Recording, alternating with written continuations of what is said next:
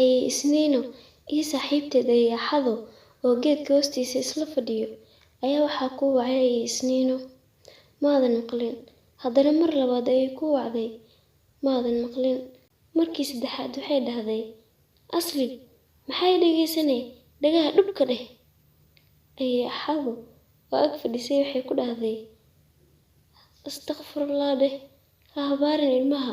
Waxaa laga yaabaa albaabada samada inay furan tahay. Sidaas camal marar badan ilmaheena waa habaarnaa. Weliba carabkaas kala qabsaday oo badanaa niyad ahaan managa ahan. Intaa mawduuca u galin ka hor videoga like badan saara si dad badan u gaaro anina dhiirigelin ay u noqoto. Haddii kanalka ku cusubtaan subscribe saar. Thank you so much. Markaan isla fiirino qisada Kamilia iyo Wadaad Xamdi. Kamilia iyo Wadaad Xamdi waa laba fanaan oo ka soo jeeda dalka Masar. Sanadii 1950 bishii Afraad waxay ka qayb galeen jiritaanka filim loogu magac daray Qamarkii 14aad. Sheekooyinkii dhexmaray intay filimka jilaayeen waxaa ka mid ah Wadaad, Ilaahow aad gubataa. Kamilia u jawaabtay, Ilaahow toorey caloosha lagaaga daraa.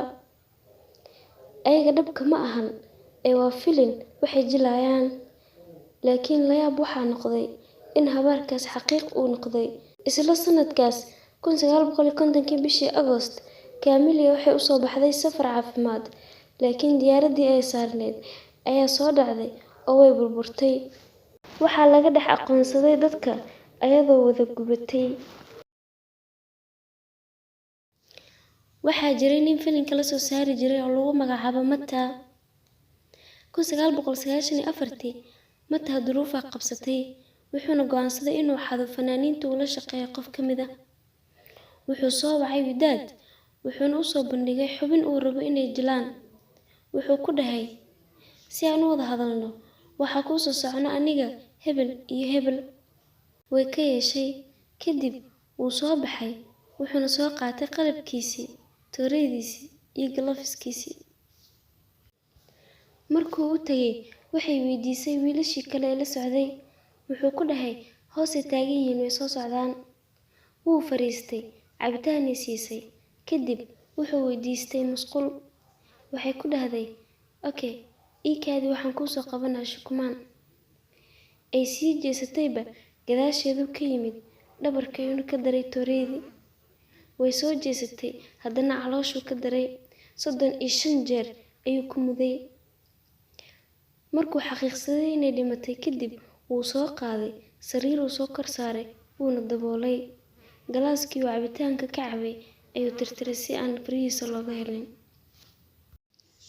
Wadaad walaasheed sidee u soo wacayso way daashay. Way soo baxday. Albaabkay soo jebiyeen. Haddii loo imaaday waa meyd. Waa la baaray si loo helo qofkii dilay inuu raad ka tagay in kale. Gacanteeda waxaa laga dhex helay tintiisii. Waa la soo qabtay Mata. Wuu qirtay. Ugu dambeynna waa la dilay. Haddaba su'aasha taagan waxay tahay habaarkaas ka tuurno anaga u qasdin ama kaftanba. Tusaale ahaan waxaa iska dhahnaa meel daran ka bax. Balaa ku aragtay. Waana dhibtay duf ku bax. Ma laga yaabaa inay Ilaahay aqbalo oo xaqiiqatan run ay noqoto. Meeqaa hooyo iyo aabbo ilmahooda meesha u duceyn lahaayeen habaaraan. Dhibsadaan qaladaadkooda. Aragtidaada commentiga la soo wadaag.